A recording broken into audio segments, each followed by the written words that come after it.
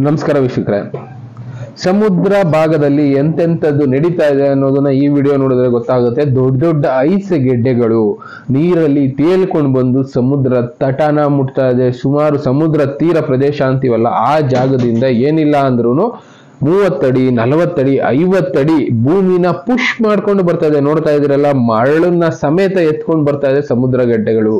Normal ಆಗಿ tectonic plates movement ಅನ್ನೋದು ಆದಾಗ ಈ ತರ ಬೆಟ್ಟಗಳು ಸೃಷ್ಟಿಯಾಗಿದೆ ಅನ್ನೋದು ನಾವು ಓದಿರ್ತೀವಲ್ವಾ, ಅದೇ ರೀತಿ ಇಲ್ಲೇನಾಗ್ತಾ ಇದೆ, ಐಸ್ ಗೆಡ್ಡೆಗಳು.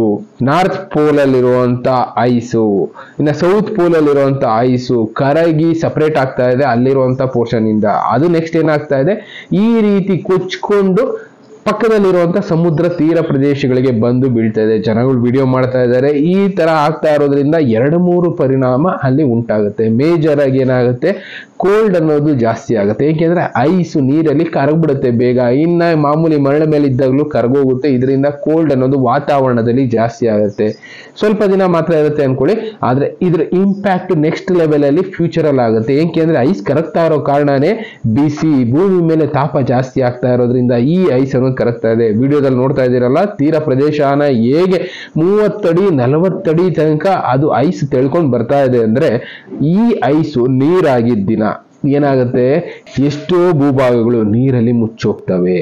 ಸಮುದ್ರ ಮಟ್ಟದಿಂದ 5 ಅಡಿ 10 ಅಡಿ ಬೇಡ 20 ಅಡಿ, ಒಂದು 50 ಅಡಿ ಎತ್ತರ ಇರುವಂತ ಎಕ್ಸಾಂಪಲ್, ಸಮುದ್ರ ಮಟ್ಟದಿಂದ ಮುಂಬೈ ಒಂದು 5 ಅಡಿ ಎತ್ತರದಲ್ಲಿದೆ ಅಷ್ಟೇ, ಅದಕ್ಕಿಂತ ಜಾಸ್ತಿ ಎತ್ತರದಲ್ಲಿಲ್ಲ. ಅಂತ ಭೂಭಾಗಗಳು ಏನಾಗುತ್ತೆ, ನೀರಲ್ಲಿ ಮುಳುಗೋಗುವಂತ ಚಾನ್ಸಸ್ ಜಾಸ್ತಿ ಇರುತ್ತೆ ಈ ಐಸ್ ಅನ್ನೋದು ಕರಗದಾಗ.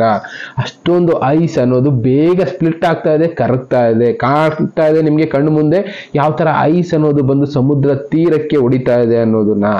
ಇದನ್ನೇ ಹೇಳ್ತಾ ಇರೋದು, ಸಮುದ್ರದ ಮಟ್ಟ ಹೆಚ್ಚಾಗ್ತಾ ಇದೆ. ಆದಷ್ಟು ಸಮುದ್ರದ ತೀರ ಪ್ರದೇಶಗಳಿಂದ ಸ್ವಲ್ಪ ದೂರ ಇರಿ, ಇಲ್ಲ ಅಂದ್ರೆ ಕಷ್ಟಗಳನ್ನ ನಾವೇ ಅನುಭವಿಸ್ಬೇಕಾಗತ್ತೆ ಬಿಡಿ.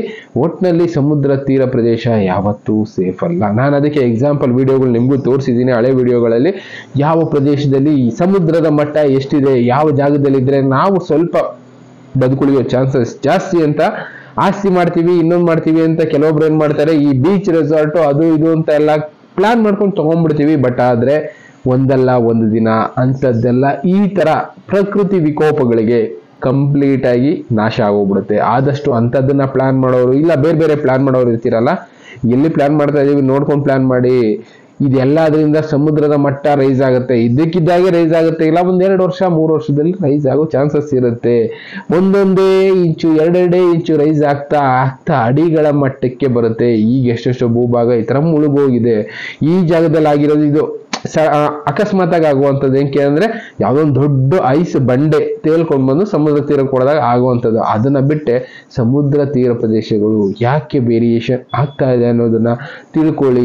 ಆದಷ್ಟು ಸಮುದ್ರ ತೀರದಿಂದ ದೂರ ಇರಿ, ಇಲ್ಲ ಅಂದ್ರೆ ನಮ್ಮ ಜೀವನನ ನಾವೇ ಹಾಳು ಮಾಡ್ಕೊಳ್ತೀವಿ ಅನ್ನೋದಷ್ಟೇ ನಾನು ಹೇಳೋದಕ್ಕೆ ಇಷ್ಟಪಡ್ತೀನಿ. ಈ ತರದ್ದು ಎಷ್ಟೆಷ್ಟೋ ನಡೀತಾ ಇದೆ. ಇದು ವಿಸ್ಮಯ ಅಲ್ಲ, ವಿಚಿತ್ರ ಅಲ್ಲ, ನಾವು ಮಾಡಿರೋದಕ್ಕೆ ವಾಪಸ್ ಪ್ರಕೃತಿ ನಮಗ್ ಕೊಡ್ತಾ ಇರೋದು. ಮಾಡಿದ್ದು ನಾವು ಮಾರಾಯ ಅಂತಾರಲ್ಲ, ಆ ತರ ನಾವು ಮಾಡಿರೋ ತಪ್ಪುಗಳಿಗೆ ನಾವು ಮಾಡಿದೀವಿ ಅಂದ್ರೆ ನಾವಲ್ಲ ಸ್ವಾಮಿ, ಟೋಟಲ್ ಹ್ಯುಮ್ಯಾನಿಟಿ ಏನಿದೆ, ಭೂಮಿ ಮೇಲಿರುವಂತ ಮನುಷ್ಯ ಏನಿದ್ದಾರೆ ಎಲ್ಲರೂ ಬಳಸ್ತಾ ಇರೋದೇ ಅಲ್ವಾ ಇದನ್ನೆಲ್ಲ. ಇದನ್ನ ಯಾರೇ ಒಬ್ರು ನಿಲ್ಸಿದ್ರು ಬದಲಾಯಿಸೋದಕ್ಕಾಗೋದಿಲ್ಲ. ಈಗ ನಾನು ಕಾರ್ ಬಳಸೋದಿಲ್ಲ, ನಾನು ಇನ್ನೊಂದು AC ಬಳಸೋದಿಲ್ಲ, ನಾನು ಫ್ರಿಜ್ ಬಳಸೋದಿಲ್ಲ ಅಂದ್ರೆ ಇನ್ನು ಉಳಿದವ್ರು ಬಳಸ್ತಾರೆ. ಅಯ್ಯೋ ಇರೋ ದಿನ ಬಳಸ್ಕೊಳ್ಳೋಣ ಬಿಡಿ, ನೋಡೋಣ ಆಮೇಲೆ ಏನಾಗುತ್ತೆ ಏನು ಅಂತ ಹೇಳೋರು ಇದ್ದೇ ಇರ್ತಾರೆ. ಅದನ್ನ ತಡೆಯೋದಕ್ಕಾಗೋದಿಲ್ಲ.